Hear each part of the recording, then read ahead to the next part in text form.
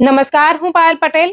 અમેરિકાના તારીખ 7 ઓગસ્ટ 2026ના આજના મહત્વના સમાચારની વાત કરીએ તો અમેરિકા ઇમિગ્રેશનમાં મોટો ધડાકો. એક નાની ભૂલ અને ગ્રીન કાર્ડ કે વર્ક પરમિટનું સપનું કાયમ માટે રોળાઈ જશે. યુએસસીઆઈએસે 5 ઓગસ્ટથી અમલી બનાવેલી નવી કડક નીતિ હેઠળ હવે ભૂલ સુધારવાની બીજી તક આપ્યા વગર સીધી જ અરજી રદ કરવાની અધિકારીઓને સત્તા આપી દીધી છે. શું આ નિર્ણય હજારો ભારતીયોના ભવિષ્ય પર પૂર્ણ વિરામ મૂકી દેશે? જાણો આંતરિક વિગતો. શું અમેરિકન નાગરિકતા હવે અશક્ય બનશે? ગ્રીન કાર્ડ હોલ્ડર્સ માટે કેમ ઉભો થયો ફાળ પડે તેવો ડર? કાયદેસર રહેતા ભારતીયોમાં સિટીઝનશીપ અરજીઓને લઈને ચિંતાનો માહોલ છવાયો છે. શિકાગો સહિતના શહેરોમાં અચાનક ધીમી પડેલી પ્રક્રિયા, ડિનાયલ રેટમાં વધારો અને એરપોર્ટ પર થઈ રહેલી કડક પૂછપરછ પાછળ આખરે શું છે રહસ્ય? શું યુએસ નાગરિક બનવાનો રસ્તો હવે કાયમ માટે મુશ્કેલ થઈ રહ્યો છે? અમેરિકાના ઇમિગ્રેશન કાયદામાં સૌથી મોટો ઉલટફેર, $20,000નો વિઝા બોન્ડ અને સામૂહિક ડિપોર્ટેશનનો ખોફ. શું ટુરિસ્ટ વિઝા પર યુએસ જવું હવે સામાન્ય લોકોના બજેટ બહાર જશે? એક તરફ 1200થી વધુ ભારતીયોને ડિપોર્ટ કરાયા અને વિઝા બોન્ડ નીતિ કાયમી કરી દેવાય, તો બીજી તરફ 7 વર્ષથી રહેતા લોકો માટે ગ્રીન કાર્ડનો નવો પ્રસ્તાવ આવ્યો છે. બદલાતા આ સમીકરણો પાછળની આખી સત્યતા જાણો. બધા સમાચાર જોઈએ વિસ્તારથી. આપ જોતા રહો એનઆરઆઈ પલ્સ.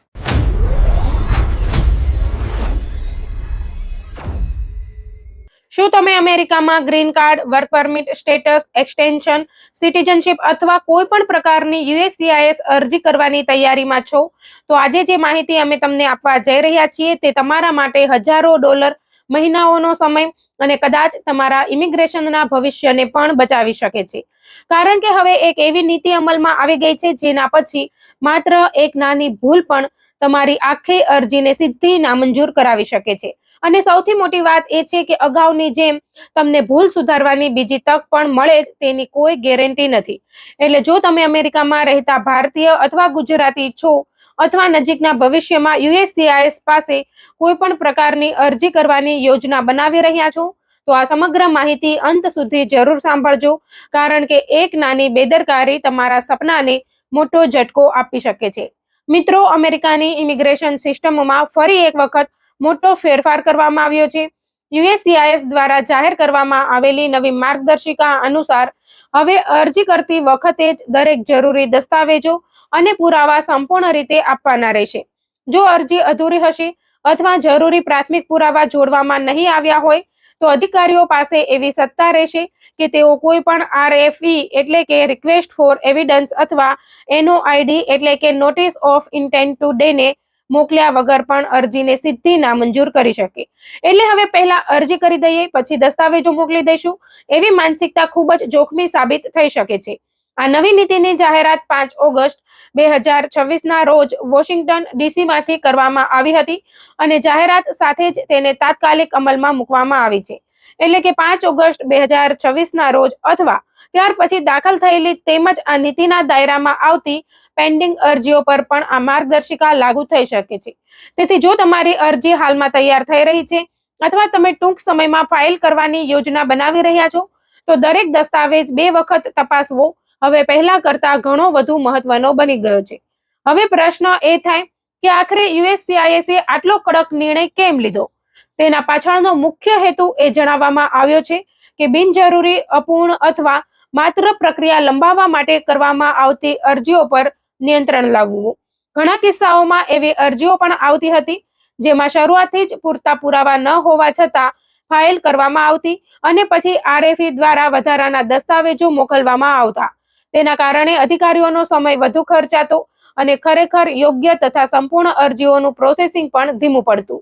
નવી નીતિ દ્વારા એજન્સી કહે છે કે હવે સંપૂર્ણ અને મજબૂત અરજીને પ્રાથમિકતા મળશે અને સિસ્ટમ વધુ કાર્યક્ષમ બનશે. મિત્રો, ખાસ કરીને ભારતીય સમુદાય માટે આ ફેરફાર ખૂબ મહત્વનો છે.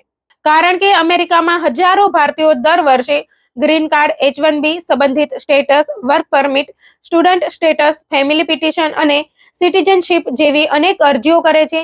ઘણી વખત લોકો કોઈ દસ્તાવેજ પાછળથી મોકલી દેવાની આશા રાખીને અરજી કરી દેતા હતા, પરંતુ હવે એવી ધારણા રાખવી જોખમી બની શકે છે. જો જરૂરી પુરાવા શરૂઆતમાં જ ઉપલબ્ધ હોય તો જ અરજી કરવી વધુ સુરક્ષિત રહેશે. હવે અહીં એક બીજી મહત્વની વાત સમજવી જરૂરી છે. અગાઉની નીતિ દરમિયાન ઘણી વખત અધિકારીઓને જો અરજી અધૂરી લાગતી તો આરએફઈ મોકલીને વધુ પુરાવા માંગવા માટે પ્રોત્સાહિત કરવામાં આવતા.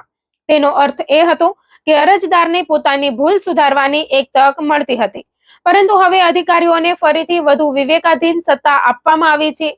એટલે તેઓ કેસની પરિસ્થિતિને ધ્યાનમાં રાખીને નક્કી કરી શકે છે કે વધારાનો પુરાવો માંગવો કે સીધો નિર્ણય લેવો. જો અધિકારીને લાગે કે અરજીમાં મૂળભૂત ખામી છે અથવા જરૂરી પ્રાથમિક પુરાવા જ નથી, તો તેઓ સીધી નામંજૂરીનો રસ્તો પણ અપનાવી શકે છે. જો કે અહીં એક ગેરસમજ દૂર કરવી પણ જરૂરી છે. ઘણા લોકો સોશિયલ મીડિયા પર એવી વાતો કરી રહ્યા છે કે હવે આરએફઈ અને એનઓઆઈડી સંપૂર્ણપણે બંધ થઈ ગયા છે. હકીકતમાં એવું નથી. જો અધિકારીને લાગે કે વધારાના દસ્તાવેજો દ્વારા અરજીમાં રહેલી અસ્પષ્ટતા દૂર થઈ શકે છે, તો તેઓ હજુ પણ આરએફઈ અથવા એનઓઆઈડી મોકલી શકે છે. પરંતુ હવે કોઈ પણ અરજદારે આ માન્યતા રાખવી નહીં કે દરેક કેસમાં તેને બીજી તક જરૂર મળશે. એટલે શરૂઆતમાં જ સંપૂર્ણ તૈયારી સૌથી મહત્વપૂર્ણ બની ગઈ છે. હવે વાત કરીએ કે આ નીતિ કઈ કઈ અરજીઓને અસર કરી શકે છે.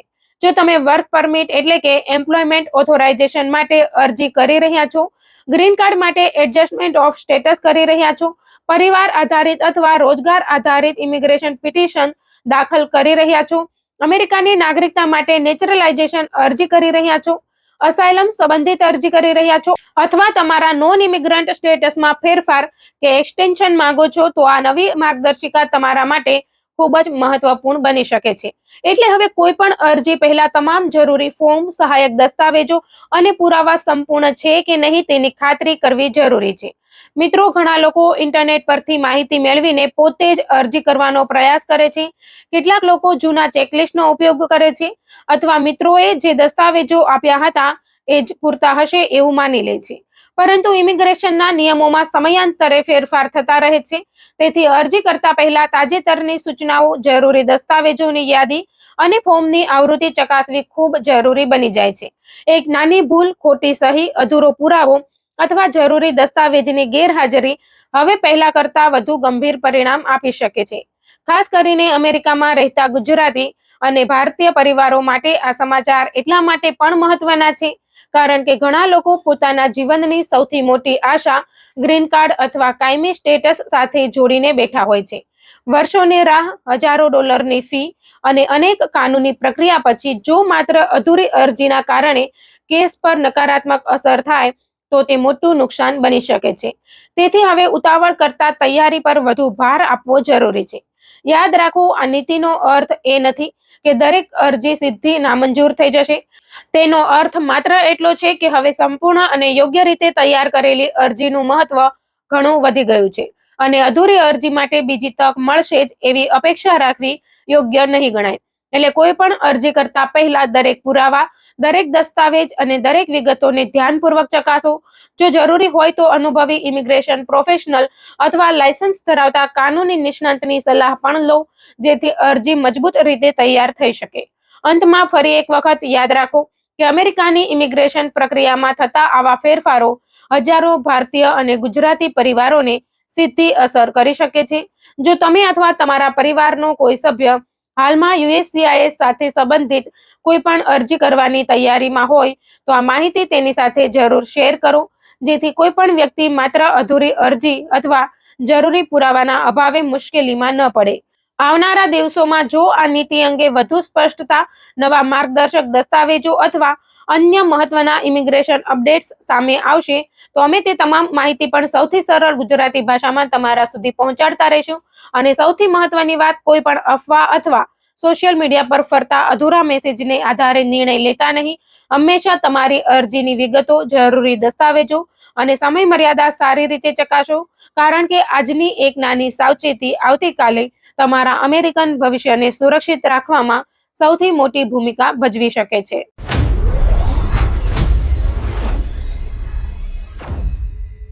શું અમેરિકાનો પાસપોર્ટ હવે સપનું બની ગયો છે? શું ગ્રીન કાર્ડ હોવા છતાં હવે યુએસ સિટીઝનશિપ માટે અરજી કરવી પણ ઘણા લોકો માટે ડરનો વિષય બની રહ્યો છે? શું હવે માત્ર ગેરકાયદેસર રીતે રહેતા લોકો જ નહીં, પરંતુ વર્ષોથી કાયદેસર રીતે અમેરિકામાં રહેતા ભારતીયો અને ગુજરાતીઓ પણ સિટીઝનશિપ માટે આગળ વધતા પહેલા અનેક વખત વિચાર કરી રહ્યા છે? જો તમે અમેરિકામાં ગ્રીન કાર્ડ પર રહો છો અથવા તમારા પરિવારનો કોઈ સભ્ય નાગરિકતા માટે અરજી કરવાની તૈયારીમાં છે, તો આજનો આ અહેવાલ તમારા માટે ખૂબ જ મહત્વનો છે. કારણ કે છેલ્લા કેટલાક મહિનાઓમાં નેચરલાઇઝેશનની પ્રક્રિયા અંગે જે ચર્ચાઓ, આંકડાઓ અને બદલાતી પરિસ્થિતિ સામે આવી રહી છે, તેણે હજારો પરિવારોને ચિંતામાં મૂકી દીધા છે. તેથી આ સમગ્ર માહિતી અંત સુધી જરૂર જોતા રહેજો, કારણ કે અંતમાં અમે એવી વાત પણ જણાવીશું જે દરેક ગ્રીન કાર્ડ હોલ્ડરે ધ્યાનમાં રાખવી જોઈએ. અમેરિકામાં લાંબા સમય સુધી કાયદેસર રીતે રહેવું, ટેક્સ ભરવો, તમામ નિયમોનું પાલન કરવું અને પછી એક દિવસ અમેરિકન નાગરિક બનવાનું સપનું જોવું લાખો ઇમિગ્રન્ટ્સ માટે સામાન્ય વાત રહી છે. ખાસ કરીને ભારત અને ગુજરાતમાંથી અમેરિકા આવેલા ઘણા પરિવારો વર્ષો સુધી મહેનત કરીને ગ્રીન કાર્ડ મેળવે છે અને ત્યારબાદ યોગ્ય સમય આવે ત્યારે N-400 ફોર્મ ભરીને યુએસ સિટીઝનશીપ માટે અરજી કરે છે. પરંતુ હવે ઘણા ઇમિગ્રેશન નિષ્ણાંતોનું કહેવું છે કે પ્રક્રિયા પહેલા કરતા વધુ કડક અને લાંબી બની રહી છે, જેના કારણે ઘણા અરજદારોમાં અનિશ્ચિતતા વધી રહી છે. ચર્ચા એવી પણ ચાલી રહી છે કે માત્ર જરૂરી દસ્તાવેજો પૂરતા નથી, પરંતુ અરજદારના સમગ્ર ચારિત્ર્ય અને ભૂતકાળની વધુ ઊંડી તપાસ કરવામાં આવી રહી છે. કેટલાક અહેવાલોમાં એવો પણ ઉલ્લેખ કરવામાં આવ્યો છે કે અરજદાર વિશે આસપાસના લોકો પાસેથી માહિતી મેળવવાના પ્રયાસો પણ થઈ રહ્યા છે. જો કે દરેક કેસમાં આવું થાય જ એવું નથી. તેમ છતાં આવી ચર્ચાઓના કારણે ઘણા લોકોમાં ડરનું વાતાવરણ ઊભું થયું છે. બીજી તરફ સિટીઝનશીપ ટેસ્ટને વધુ કડક બનાવવાની ચર્ચા પણ સતત ચાલી રહી છે. અમેરિકાના ઇતિહાસ, બંધારણ અને નાગરિક ફરજો અંગે પૂછાતા પ્રશ્નોના ફોર્મેટમાં ફેરફાર થવાની શક્યતાઓના કારણે ઘણા અરજદારો પહેલાથી વધુ તૈયારી કરી રહ્યા છે. જો કોઈ ઉમેદવાર પ્રથમ પ્રયાસમાં સફળ ન થાય તો તેને ફરીથી પરીક્ષા આપવાનો મોકો મળે છે, પરંતુ તેનાથી પ્રક્રિયામાં વધુ સમય લાગી શકે છે. આ દરમિયાન અરજી ફીમાં વધારાની ચર્ચાઓને પણ ઘણા લોકોને વિચારતા કરી દીધા છે કે હવે અરજી કરવી કે થોડો વધુ સમય રાહ જોવી. પરંતુ અહીં એક મહત્વની વાત સમજવાની છે. માત્ર અફવાઓના આધારે કોઈ નિર્ણય લેવો યોગ્ય નથી. દરેક વ્યક્તિનો કેસ અલગ હોય છે અને અંતિમ નિર્ણય હંમેશા યુએસ ઇમિગ્રેશન અધિકારીઓ દ્વારા કાયદા અને ઉપલબ્ધ પુરાવાઓના આધારે લેવામાં આવે છે. છતાં પણ કેટલાક વિસ્તારોમાંથી મળતા આંકડાઓએ ચિંતા વધારી છે. ઉદાહરણ તરીકે શિકાગો વિસ્તારમાં નેચરલાઇઝેશનની ગતિમાં નોંધપાત્ર ઘટાડાની ચર્ચા થઈ રહી છે. અગાઉ જ્યાં હજારો લોકો નાગરિકતા સમારોહમાં સામેલ થતા હતા, ત્યાં હવે સંખ્યા ઓછી જોવા મળી રહી હોવાનું કેટલાક અહેવાલોમાં જણાવાયું છે.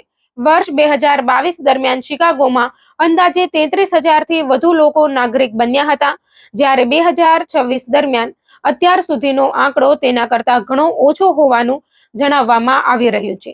આ પરિસ્થિતિએ ત્યાં રહેતા ભારતીય અને ગુજરાતી પરિવારોમાં પણ ચિંતા વધારી છે.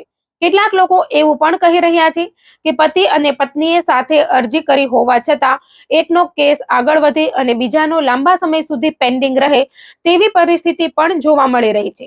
જો કે દરેક કેસના કારણો અલગ હોઈ શકે છે અને એક કેસના આધારે બધા માટે એક સરખું તારણ કાઢવું યોગ્ય નથી. હવે સૌથી મોટો પ્રશ્ન એ છે કે લોકો અરજી કેમ ઓછી કરી રહ્યા છે. એક કારણ એ પણ જણાવવામાં આવે છે કે લાંબી પ્રોસેસને કારણે ઘણા ગ્રીન કાર્ડ હોલ્ડર્સ આંતરરાષ્ટ્રીય પ્રવાસ ટાળી રહ્યા છે. અરજી પેન્ડિંગ હોય ત્યારે ભારત જવું કે બીજા દેશમાં પ્રવાસ કરવો જોઈએ કે નહીં તે અંગે લોકોમાં ગૂંચવણ રહેતી હોવાનું ઇમિગ્રેશન વકીલો જણાવે છે. ખાસ કરીને જેમના પરિવારજનો ભારત અથવા ગુજરાતમાં રહે છે, તેઓ માટે આ નિર્ણય વધુ મુશ્કેલ બની જાય છે. બીજી તરફ કેટલાક સંશોધનોમાં નેચરલાઇઝેશન અરજીના ડિનાયલ રેટમાં વધારો જોવા મળ્યાનો દાવો કરવામાં આવ્યો છે. કેટલાક વિશ્લેષણો અનુસાર અગાઉની સરખામણીએ વધુ અરજીઓ નકારી કાઢવામાં આવી રહી હોવાનું કહેવામાં આવે છે. તેના પાછળ અધૂરા દસ્તાવેજો, અરજીમાં થયેલી ભૂલો, ઇન્ટરવ્યુ દરમિયાન ઊભા થયેલા પ્રશ્નો અથવા અન્ય કાનૂની કારણો જવાબદાર હોઈ શકે છે. તેથી નિષ્ણાંતો અરજદારોને સલાહ આપે છે કે અરજી કરતા પહેલા તમામ માહિતી ફરીથી તપાસવી જોઈએ અને જરૂર પડે તો અનુભવી ઇમિગ્રેશન વકીલની સલાહ લેવી જોઈએ. હવે વાત કરીએ પ્રોસેસિંગની. કેટલાક અહેવાલો મુજબ અગાઉ દર મહિને મોટી સંખ્યામાં N-400 અરજીઓ પર કાર્યવાહી થતી હતી, જ્યારે હવે તે ગતિ ધીમી પડી હોવાનું કહેવામાં આવે છે. બીજી તરફ નવા ફોર્મ ભરનારાઓની સંખ્યામાં પણ ઘટાડો નોંધાયો હોવાનું જણાવવામાં આવે છે. પરિણામે પેન્ડિંગ કેસોની સંખ્યા સતત વધી રહી હોવાનું ચર્ચામાં છે. જ્યારે કોઈ કેસ લાંબા સમય સુધી અટવાઈ રહે ત્યારે અરજદાર અને તેના પરિવાર પર માનસિક અસર થવી સ્વાભાવિક છે. ઘણા લોકો વર્ષો સુધી રાહ જોતા રહે છે અને દરેક નવા અપડેટની આતુરતાથી રાહ જુએ છે. એરપોર્ટ સંબંધિત કેટલાક બનાવોએ પણ લોકોમાં ચિંતા વધારી છે. છેલ્લા સમયમાં સોશિયલ મીડિયા અને વિવિધ અહેવાલોમાં એવા કેટલાક કેસોની ચર્ચા થઈ છે, જેમાં ગ્રીન કાર્ડ હોલ્ડર્સને એરપોર્ટ પર લાંબી પૂછપરછનો સામનો કરવો પડતો હતો. પરંતુ એ પણ સમજવું જરૂરી છે કે દરેક મુસાફર સાથે આવું થાય જ એવું નથી. કોઈ પણ વ્યક્તિએ મુસાફરી દરમિયાન પોતાના તમામ જરૂરી દસ્તાવેજો સાથે રાખવા અને અધિકારીઓના પ્રશ્નોના સાચા જવાબ આપવા જોઈએ. જો કોઈ જટિલ કાનૂની પરિસ્થિતિ હોય તો મુસાફરી પહેલા નિષ્ણાંતની સલાહ લેવી વધુ યોગ્ય રહે છે. હવે સૌથી મહત્વની વાત, જો તમે અમેરિકામાં રહેતા ભારતીય અથવા ગુજરાતી છો અને નજીકના સમયમાં સિટીઝનશીપ માટે અરજી કરવાની યોજના બનાવી રહ્યા છો, તો ડરના આધારે નિર્ણય ન લો અને અફવાઓ પર વિશ્વાસ પણ ન કરો. તમારા તમામ દસ્તાવેજો સંપૂર્ણ રાખો. ટેક્સ અને કાયદાકીય જવાબદારીઓ સમયસર પૂર્ણ કરો. ઇમિગ્રેશન સંબંધિત દરેક માહિતી અધિકૃત સ્ત્રોતમાંથી જ મેળવો અને જરૂર પડે ત્યારે કાનૂની સલાહ લો. દરેક કેસની પરિસ્થિતિ અલગ હોય છે અને એક વ્યક્તિ સાથે બનેલી ઘટના દરેક માટે લાગુ પડે એવું જરૂરી નથી. અમેરિકન નાગરિકતા હજુ પણ લાખો લોકો માટે મહત્વપૂર્ણ લક્ષ્ય છે, પરંતુ આજના સમયમાં તૈયારી, સાચી માહિતી અને ધીરજ પહેલાથી વધુ જરૂરી બની ગઈ છે. જો નિયમોમાં કોઈ સત્તાવાર ફેરફાર થાય અથવા નવી માર્ગદર્શિકા બહાર પડે તો તેની સાચી માહિતી સમયસર મેળવવી ખૂબ જ જરૂરી છે. તેથી આવી મહત્વપૂર્ણ માહિતી માટે હંમેશા વિશ્વસનીય સ્ત્રોતો પર નજર રાખો અને કોઈ પણ નિર્ણય ઉતાવળમાં ન લો, કારણ કે એક સાચો નિર્ણય તમારા અને તમારા પરિવારના ભવિષ્યને સુરક્ષિત બનાવી શકે છે, જ્યારે અધૂરી માહિતીના આધારે લેવાયેલો નિર્ણય મુશ્કેલીઓ પણ ઊભી કરી શકે છે. આ ઉપરાંત એક બીજી મહત્વની બાબત પણ સામે આવી રહી છે, જેના વિશે ઘણા લોકો ખુલ્લેઆમ ચર્ચા કરતા જોવા મળે છે. ઘણા ઇમિગ્રેશન નિષ્ણાતોનું કહેવું છે કે આજના સમયમાં સિટીઝનશીપ માટે અરજી કરવી પહેલા કરતા વધુ સાવધાની માંગે છે. જો તમારા જૂના રેકોર્ડમાં કોઈ નાની ભૂલ હોય, અગાઉ કોઈ કેસ થયો હોય, ટેક્સ સંબંધિત કોઈ ગૂંચવણ હોય અથવા અરજીમાં આપવામાં આવેલી માહિતી અને સરકારી રેકોર્ડ વચ્ચે તફાવત જોવા મળે, તો અધિકારીઓ વધુ સ્પષ્ટતા માંગે તેવી શક્યતા રહે છે. તેથી અરજી ઉતાવળમાં ભરવાના બદલે દરેક દસ્તાવેજને 2-3 વખત ચકાસવો વધુ સમજદારીભર્યો નિર્ણય બની શકે છે. ખાસ કરીને અમેરિકામાં રહેતા ભારતીય અને ગુજરાતી પરિવારો માટે આ સમય સાવચેતીનો છે. જો તમે આગામી મહિનાઓમાં સિટીઝનશીપ માટે અરજી કરવાની યોજના બનાવી રહ્યા છો, તો પહેલા તમારા તમામ immigration record, tax return, travel history અને અન્ય જરૂરી દસ્તાવેજો એકવાર જરૂર તપાસી લો. સાથે જ સોશિયલ મીડિયા પર ફરતી દરેક વાતને સાચી માની લેવાની ભૂલ ન કરો. માત્ર અધિકૃત માહિતી અને વિશ્વસનીય કાનૂની સલાહના આધારે જ આગળ વધો, કારણ કે યોગ્ય તૈયારી સાથે કરવામાં આવેલી અરજી તમારા સપનાને ઝડપથી સાકાર કરી શકે છે, જ્યારે નાની બેદરકારી પણ લાંબો વિલંબ અથવા વધારાની મુશ્કેલીઓનું કારણ બની શકે છે. તેથી સમજદારીપૂર્વક નિર્ણય લો, નિયમિત અપડેટ મેળવો અને તમારા ભવિષ્યને સુરક્ષિત રાખવા માટે દરેક પગલું વિચારીને ભરો.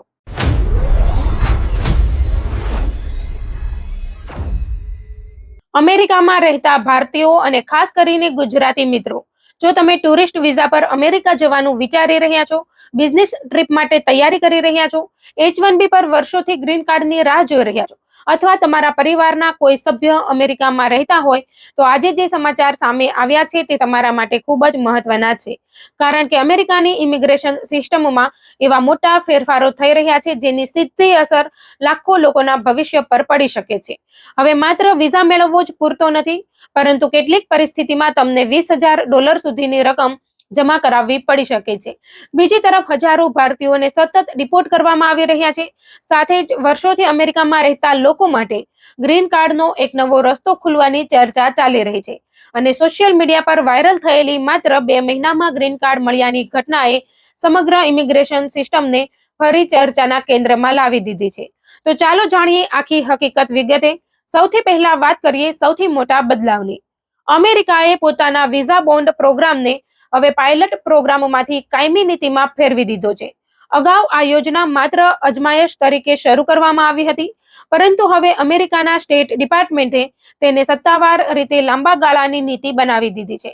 તેનો અર્થ એ છે કે હવે કેટલાક દેશોના B1 બિઝનેસ વિઝા અને B2 ટુરિસ્ટ વિઝા માટે અરજી કરનાર લોકોને વિઝા મળતા પહેલા રિફંડેબલ કેશ બોન્ડ ભરવો પડી શકે છે.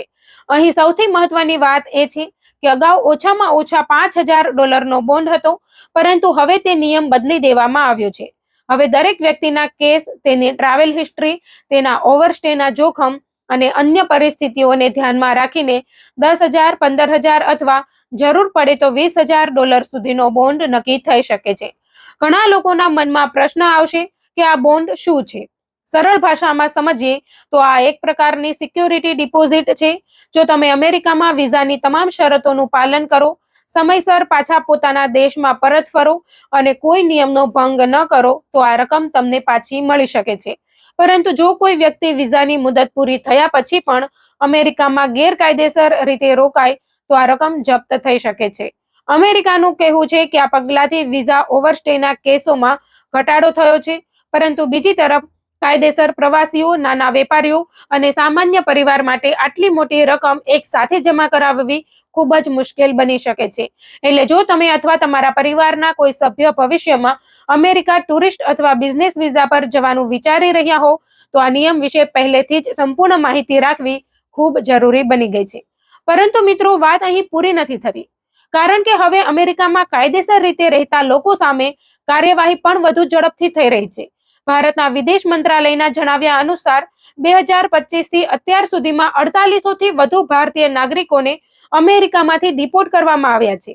તેમાં માત્ર 2026ના પહેલા 7 મહિનામાં જ 1200 થી વધુ ભારતીયોનો સમાવેશ થાય છે. આ આંકડો દર્શાવે છે કે અમેરિકાની ઇમિગ્રેશન એજન્સીઓ હવે નિયમોના અમલમાં પહેલાથી ઘણી વધુ કડક બની ગઈ છે.